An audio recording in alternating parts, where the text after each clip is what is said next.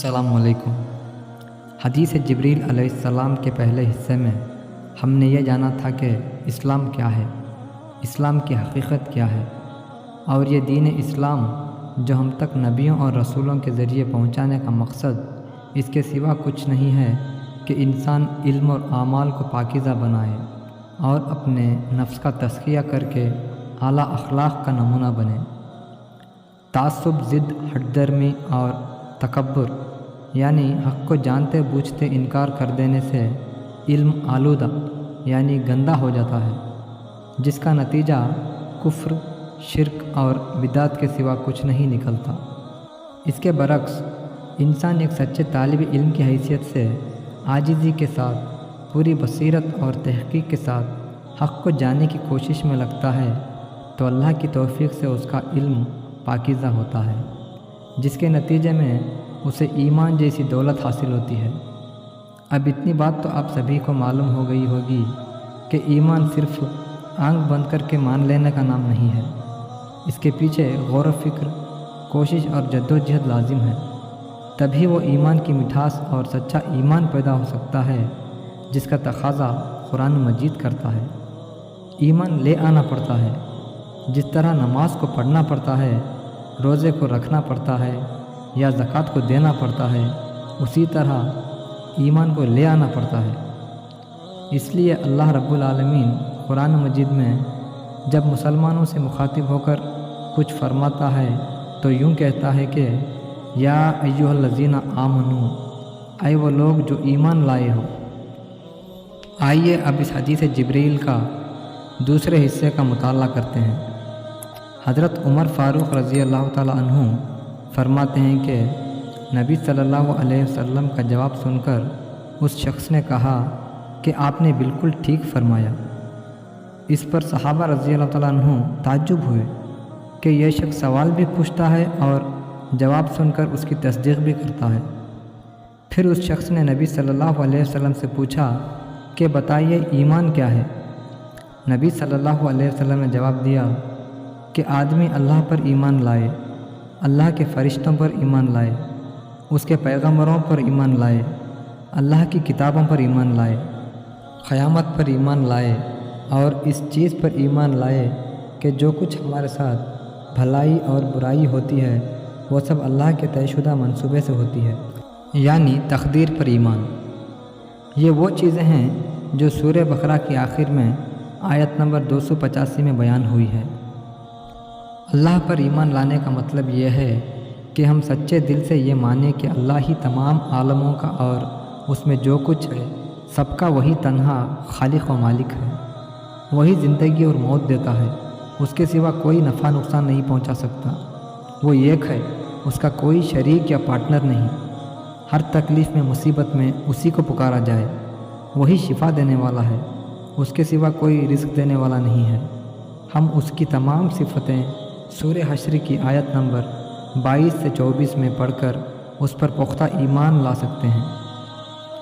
فرشتے جو ہم کو نظر نہیں آتے، ان کو بنا دیکھے یہ ایمان رکھنا چاہیے کہ وہ بھی اللہ کی ایک مخلوق ہے جن کو اللہ سبحانہ و تعالیٰ مختلف کاموں میں لگا رکھا ہے، کوئی پیغام پہنچاتا ہے، کوئی رزق تقسیم کرتا ہے، کوئی ہماری روحیں قبض کرتے ہیں۔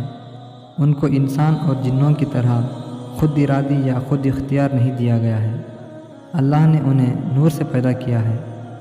اللہ ان کے ذریعے اپنے نبیوں تک اپنا پیغام پہنچاتا رہا ہے۔ تیسرے ہیں اللہ کے نبی اور رسول۔ کم و بیش 1,24,000 نبی اور 313 رسولوں کو اللہ نے اس دنیا میں بھیجا ہے۔ آدم علیہ السلام سے لے کر آخری نبی محمد صلی اللہ علیہ وسلم تک جتنے بھی پیغمبر آئے ہیں ان سبھی پر ہمارا ایمان ہونا چاہیے کہ وہ سب اللہ کی طرف سے ہماری ہدایت کے لیے بھیجے گئے تھے۔ بنی اسرائیل کی طرح کچھ نبیوں کو ماننا اور کسی کو انکار کر دینا نہیں چاہیے، اور ان کی طرح ہمیں نبیوں میں فرق نہیں کرنا چاہیے کہ فلاں نبی کا مرتبہ سب سے بڑا ہے اور فلاں کا چھوٹا، اس لیے کہ صحابہ رضوان اللہ تعالیٰ اجمعین بھی کسی رسول میں فرق نہیں کیا کرتے تھے۔ یہ میں نہیں، اللہ اسی سورہ بقرہ کی آیت نمبر 285 میں فرما رہا ہے۔ البتہ اللہ نے اپنے نبیوں کو الگ الگ خصوصیات عطا کیے تھے، جیسے کہ یوسف علیہ السلام کی خوبصورتی، داؤد علیہ السلام کی آواز، عیسیٰ علیہ السلام کا اللہ کے حکم سے مردوں کو زندہ کرنا، موسیٰ علیہ السلام کا اللہ تعالیٰ سے بات کرنا، اور محمد صلی اللہ علیہ وسلم کی نرمیت اور ان کے اعلیٰ اخلاق۔ ہمارے لیے یہ سب اللہ کے پیغمبر ہیں۔ ان میں سب سے آخری ہمارے نبی محمد صلی اللہ علیہ وسلم ہیں۔ ان کے بعد کوئی نبی نہیں آئے گا۔ اب قیامت تک انہی کی رسالت ہوگی، انہی سے دین سیکھا جائے گا، انہی کی پیروی اور اتباع میں ہماری کامیابی اور نجات ہے۔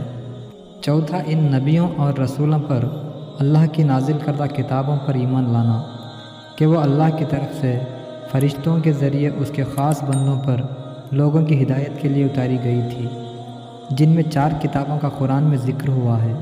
موسیٰ علیہ السلام پر تورات، داؤد علیہ السلام پر زبور، عیسیٰ علیہ السلام پر انجیل، اور محمد صلی اللہ علیہ وسلم پر اللہ کا آخری کلام قرآن مجید۔ یہ سب اللہ تعالیٰ کی کتابیں ہیں۔ اللہ پر، اس کے فرشتوں پر، اس کے نبیوں پر اور اس کی کتابوں پر ایمان لے آنے کے بعد ہمیں پتہ چلتا ہے کہ فرشتوں کے ذریعے نبیوں پر کتابوں کو نازل کر کے اللہ ہمیں یہ بتا رہا ہے کہ دیکھو تمہارا رب، تمہارا پروردگار ایک ہی ہے، اسی کی عبادت کرو، کیونکہ ایک دن تم سب کو اس کے سامنے پیش ہونا ہے۔ یہ قیامت کا دن ہے، یعنی آخرت پر ایمان رکھنا۔ یہ 5ویں چیز ہے۔ ہم سب کا وجود موت پر ختم نہیں ہو جاتا، پھر سے دوبارہ زندہ کر کے ہمارے اعمال کا حساب و کتاب لیا جائے گا۔ وہ انصاف کا دن ہوگا، وہاں نیکوکاروں کے لیے جنت اور گناہ گاروں کے لیے جہنم ہے۔